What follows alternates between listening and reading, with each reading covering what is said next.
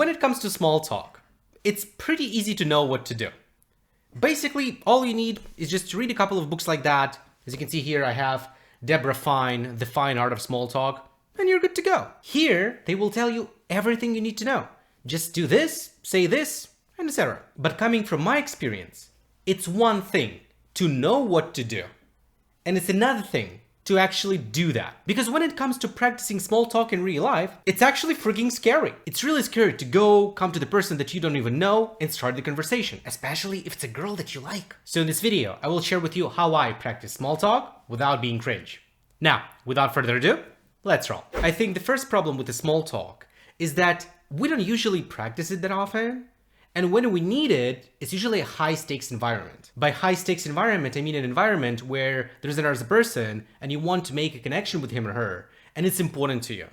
So you're scared to fail. So if you're not really confident in your small talk, you need to start practicing from low-stakes environment. Low-stakes environment is an environment where even if you fail, it doesn't really matter. If something goes wrong, you don't really care. First, you can start practicing small talk in the cafe. You go to the cafe, there's a barista, now it's your turn to order, and you order, and then you say something to her. And if she responds, great. If she doesn't respond, no big deal. Try to go to places where people are not really that busy and tend to interact with each other.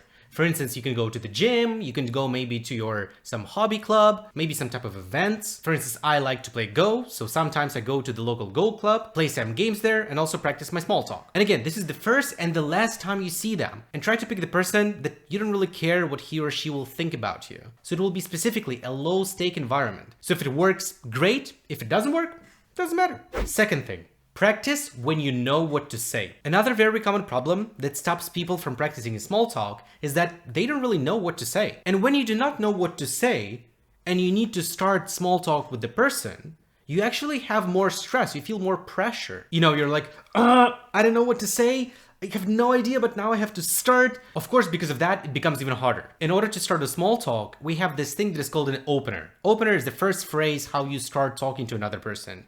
And you can have prepared phrases, or what I like to do is a contextual opener. Contextual opener is the type of opener that you use, that is based on the context of the situation, of the environment. So when you just start practicing your small talk, do that in the situations when you know what to say. And I want to tell you two different examples. One example where I succeeded and another one where I failed with my small talk. So one day I woke up, got dressed and decided to go outside.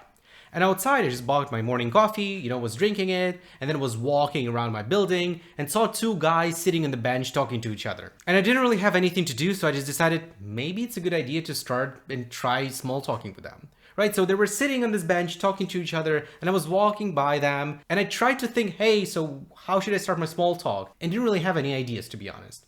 So instead of trying to approach them, trying to talk to them, I decided, you know what? Okay, maybe next time. So yes, I failed, but I avoided being cringe. I was walking, thought, hey, maybe I should say this. No, it doesn't really work. All right, next time. And then later that day, I was walking again to my cafe, ordering coffee, and saw a barista, and she was outside just taking a break. And I just got my coffee and I thought, hey, maybe I should talk to her. And I don't really remember that question that I asked her, but this was something around, so this coffee that you sell without caffeine, does it taste differently than the coffee that has it? Like something like that, right? And she responded, and I just asked something her again, and we just start talking. I asked her like, hey, so what's your favorite type of coffee, right? So we just had a little bit of a small talk. So later that day, I succeeded. But the difference is that in the morning, I didn't really know what to say, so I decided not to pressure myself and just walk away, right? Okay, no problem. But you also will be in the situations where you know what to say. And when it's easy for you to start a small talk, do that. And by the way, it was a low stakes environment because I just started talking to her, and if she doesn't really respond or we're not really that active, okay, no big deal. Step number 3, calibrate the response. And once I started practicing my small talk skills, I started picking low stakes environment. I started using contextual openers only in situations where I knew what to say. I started noticing a very, very interesting thing, that people reacted to my small talk differently. Some people were very eager to answer. You just ask them the question and small talk goes very, very smoothly. You don't even have to try. And in other situations, it was actually very, very hard. Those people were not really interested. So example where it worked crazily well, it was my gym administrator. So I go to the gym and there are people, who work as administrators. And there was a girl, she was something maybe like in her early 20s, something like that. And I remember I finished working out something like lunchtime. And then I was paying for my visit and I asked her, so do you have a lot of people during that time? And she's like, no, actually not. We have a lot of people in the morning and in the evening and like, blah, blah, blah, blah, blah. It's like, she started talking a lot. I just like asked her this question and I just get a lot of information in return, right? So I just answered something else and she started talking, right? It was very simple. But then I remember I was in another cafe and there was a barista and her face looked like she hated me. I remember I asked like for coffee and she's, brewing this coffee, right? Making this coffee and then gives it to me. And her face is like, here's the coffee and get the fuck out, right? And I remember I asked her something and her response was like, no, or yes.